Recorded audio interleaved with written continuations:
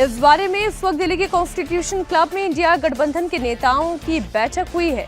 बैठक के बाद इंडिया ब्लॉक के नेताओं ने चुनाव आयोग पर बड़ा आरोप लगाया। कांग्रेस नेता गौरव गोगोई ने कहा कि मुख्य चुनाव आयोग ने आरोपों का जवाब देने के बजाय विपक्षी दलों पर ही प्रहार किया।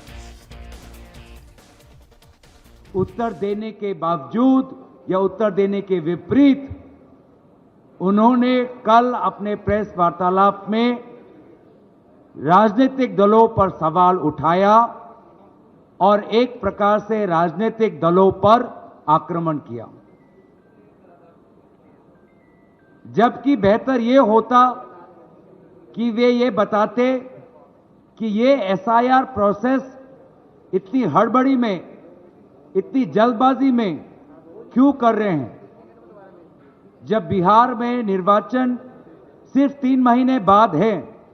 बिना विभिन्न विपक्षी दलों के साथ चर्चा किए हुए क्यों केंद्र चुनाव आयोग हड़बड़ी में एसआईआर वहां पर इंप्लीमेंट कर रही है, इस प्रश्न को लेकर वो मौन थे। वे मौन थे कि किस प्रकार से महाराष्ट्र में लोकसभा और विधानसभा चुनाव के बीच में लगभग 70 लाख नए वोटर किस प्रकार से वोटर तालिका में आए, वे इस प्रश्न पे मौन थे। वहीं समाजवादी पार्टी के सांसद रामगोपाल यादव ने आरोप लगाया, उत्तर प्रदेश में 18,000 वोटर्स के नाम काटे गए। यादव मुस्लिम वोटर्स के नाम काटे जा रहे हैं। समाजवादी पार्टी के हलफनामे का अभी तक इलेक्शन कमीशन ने कोई जवाब नहीं दिया। चुनाव आयोग निष्पक्ष नहीं है, ये कहना है रामगोपाल यादव का। वोट काटे गए हैं तो इलेक्शन कमीशन ने एक नोटिस दिया कि आप इसको बताइए। तो 18,000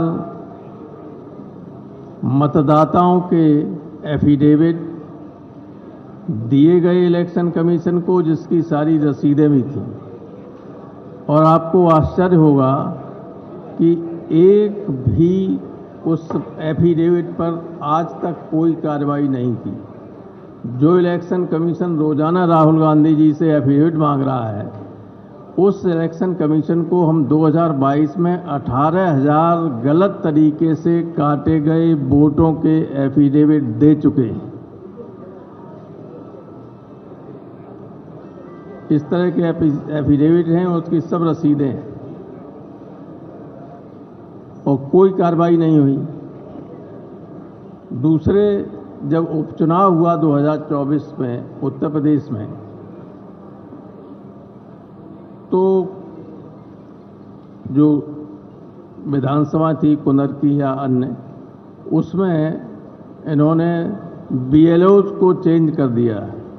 कुंदर की में जो बनी हुई पहले की लिस्ट थी, उसमें से सारे यादव और मुसलमानों को 100% हटाकर दूसरे लोगों को रखा गया।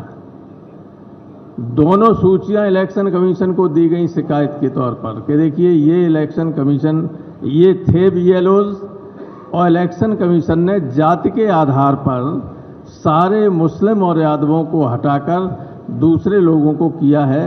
उस पर कोई जांच और कोई कार्रवाई नहीं की गई। ये पूरा घमासान चुनाव आयोग पर राहुल गांधी के आरोप से शुरू हुआ है। कल मुख्य चुनाव आयुक्त ने कहा था कि राहुल गांधी को अपने आरोपों पर 7 दिन के अंदर हलफनामा देना होगा या फिर उन्हें माफी मांगनी होगी। इसके बाद राहुल गांधी ने फिर चुनाव आयोग पर पलटवार किया। राहुल गांधी ने पूछा कि चुनाव आयोग ने बीजेपी सांसद अनुराग ठाकुर से हलफनामा क्यों नहीं मांगा। जो बात उन्होंने कही, वही बात अनुराग ठाकुर ने भी कही है, लेकिन चुनाव आयोग केवल उनसे हलफनामा क्यों मांग रहा है। और मेरे सारे मतदाताओं को अपराधी बनाना और चुनाव आयोग शांत रहे, संभव नहीं। हलफनामा देना होगा या देश से माफी मांगनी होगी, तीसरा विकल्प नहीं है। आपके माध्यम से मैं यह भी कहना चाहता हूं, अगर 7 दिन में हलफनामा नहीं मिला तो इसका अर्थ ये सारे आरोप निराधार हैं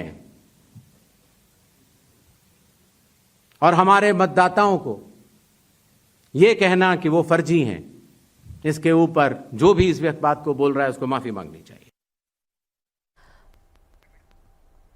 हमारे सहयोगी विजय लक्ष्मी इस वक्त लाइव जुड़ गई हैं। विजय लक्ष्मी, अब ये लड़ाई जो है बड़ी आर पार की हो गई है और जो तेवर थे इलेक्शन कमिश्नर के भी, उन्होंने ये कहा कि 7 दिन के अंदर अंदर या तो विपक्ष माफी मांगे, हलफनामा दे, ये दोनों में से कोई और तीसरा विकल्प है ही नहीं।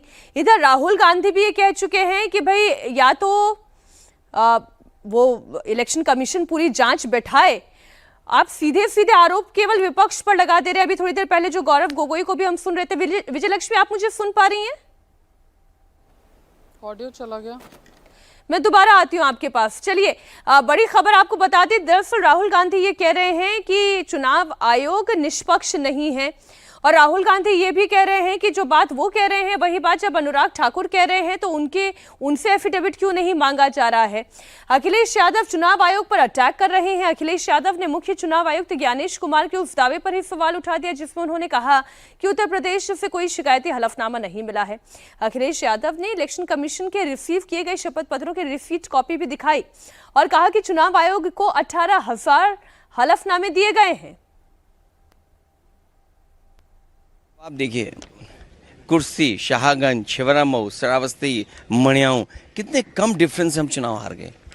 और डिलीटेड वोट ये दिखाई दे रहे हैं, कितना डिलीटेड वोट है। ये तो वो कम समय में हम आइडेंटिफाई कर पाए। अगर हमें ये जिस फॉर्म में हम लोग चाहते हैं वोटर लिस्ट हमें उसी फाइल में मिल जाए तो हम ज़्यादा ढूंढ करके दे सकते हैं। और 19 में जो वोट डाले हैं 22 में कट गया। अगर वोट बनवाने का एक प्रोसीजर है तो वोट कटवाने का भी एक प्रोसेस है। हमारी डिमांड केवल इतनी है कि एक जिलाधिकारी को सस्पेंड कर दो आप, पूरे देश में एक भी वोट नहीं कटेगा। ये कागज है, एफिडेविट है, रिसिप्ट है। आप एक भी डीएम को सस्पेंड कर दिए और ये लंबी सूची है। मैं नहीं समझती किसी को माफी मांगने का इसमें कोई सवाल उठता है, क्योंकि अगर किसी लीडर ऑपोजिशन को इस बात का ऐसा लग रहा है कि कहीं ना कहीं वोट चोरी हो रही है तो इलेक्शन कमीशन को प्रूफ के साथ आना चाहिए कि नहीं हो रही है। और वहीं मिस्टर अखिलेश यादव जी ने भी एफिडेविट्स दिए हैं 18,000 वोटर्स के, जिनके नाम काटे गए या जो वोट नहीं दे पाए इलेक्शन कमीशन की खामियों की वजह से। तो वो एफिडेविट जो दिए गए हैं उसके बावजूद भी प्रेस में आकर झूठ बोला अपने आप में एक प्रश्न चिन्ह उठाता है।